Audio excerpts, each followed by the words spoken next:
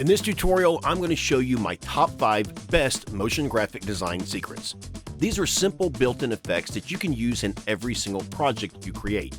I use these on a daily basis, and after watching this video, I can guarantee you'll be using most, if not all of them, yourself. I do want to mention one caveat. I noticed that I was having some issues in After Effects 2025, but when I ran all of these through 2024, everything worked perfectly. Check out the description below for ways to support this channel. The free, simple way you can help keep this channel thriving is to hit that subscribe button now.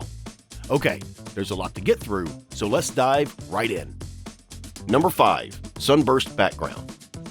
Okay, so the first effect that we're going to be doing is the Sunburst Background. Instead of creating it by hand, just go over to your effects and presets and type in Sunburst, and you'll see it here. It's under your presets, shapes, backgrounds, Sunburst. Just double click that, and you have an instant sunburst. Hit EE, we can see there are some expressions on here. These are all linked over here to your controls. So you can control everything from number of arrays, your rotation speed. Right now it's set to 4. You can set this down to 0 if you don't want any speed whatsoever. Raise width mode, if you leave it at auto, this is what it's going to look like. You can also set it to custom, and then you can adjust how thin these rays are. Okay, you also have settings for your inner radius, for your outer radius. And we also have inner radius feather. If you crank that up, you get some feathering on that inner radius. And then you can go with background or no background. So it defaults to no background, but if you click this on with background, you also have a background. You can change these colors to anything that you would like. And it's that simple to create a sunburst background. Number 4, burst pop. Inevitably, every motion graphic designer is going to need a burst pop at one point or another. If you're not sure what that is, just go to effects and presets and type in burst pop, and then just double click that and hit U to bring up your keyframes. You can see it dropped the first keyframe where my playhead was. So you do want to make sure that you're aware of where your playhead is at the time, and just play through it and you have an instant burst pop. Now this has some really cool features to it. The first thing is this burst animate slider. I wouldn't necessarily adjust that. If you want to make it quicker, just move this keyframe for the animation speed that you're looking for. Okay, and next we have burst easing. So you have 4 total options, and if I kind of stop it right here and flip through them, you can see that we are in different spots of the animation. So they all have slightly different effects. You can also do custom easing from your keyframes. It defaults to Quartic, so I'm going to set it back to that. That looks just fine. But this just gives you one more level of control. Now we also have burst particles, so this is how many you would like to have. Burst color, of course, you can change this to any color that you like. Now burst length, scroll up through this a little bit. You can see that you get different lengths for your burst. Okay, and then you have burst inner radius. You can also control the outer radius.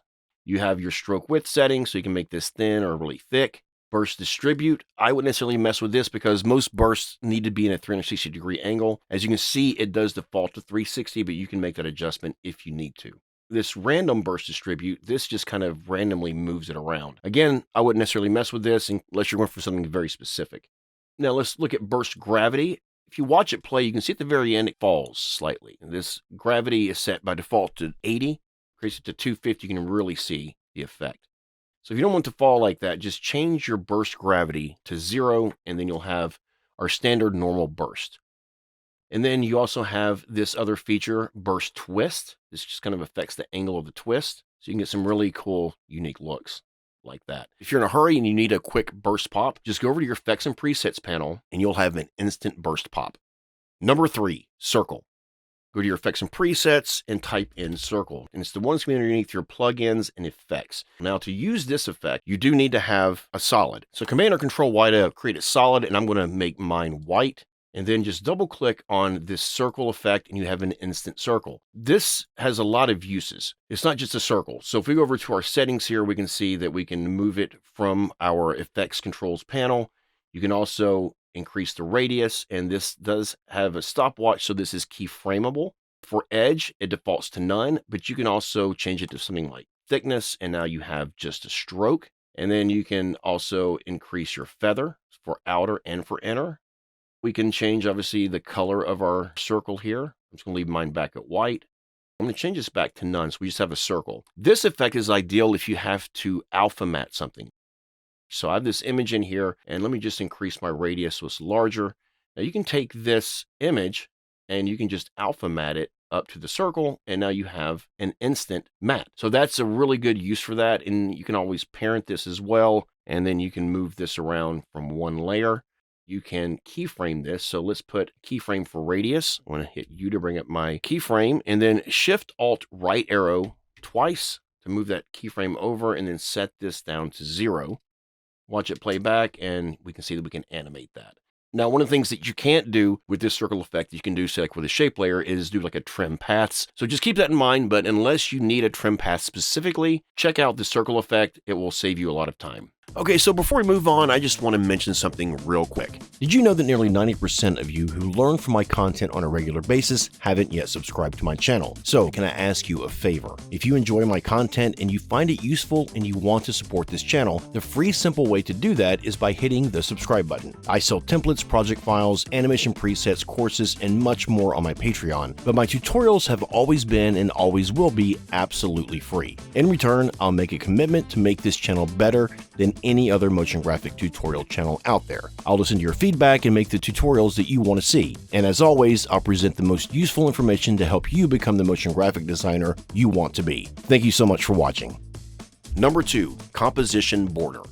There may be times when you need to have a border around your comp. This is one of my favorite presets. Just go over your effects and presets and type in composition, and you'll see composition border. It's going to be underneath your presets, shapes, backgrounds. So let's just double click on that, and you get an instant border around your comp. I'm turning off this image so that way we can see it a little bit better. Let's go over to our settings, and you can make this thinner. You can offset it from the edge, and you can also change the color.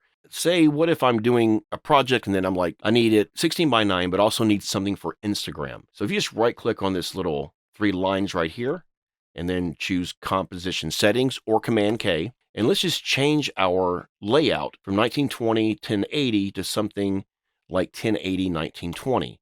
And your border automatically adapts to that new setting. Let's do something like 1080 by 1350.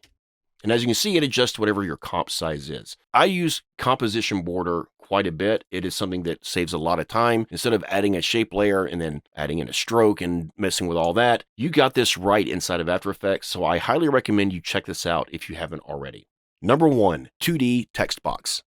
This is one of my favorite effects. So effects and presets, 2D text, and it's this presets, shapes, elements, 2D text box, shape. Double click on that, move it underneath here, and it's this simple. Just set your layer to your text layer like that. You can already see it's going to wrap around there. And if you go in here, you can actually turn off this stroke, which I'm going to do because I don't tend to like to have strokes on my text boxes. But watch this. This is really cool. I'm going to type in 7-minute AE tutorials. It moves with it. It looks like the box is slightly off. That's because it is conforming to characters that hang.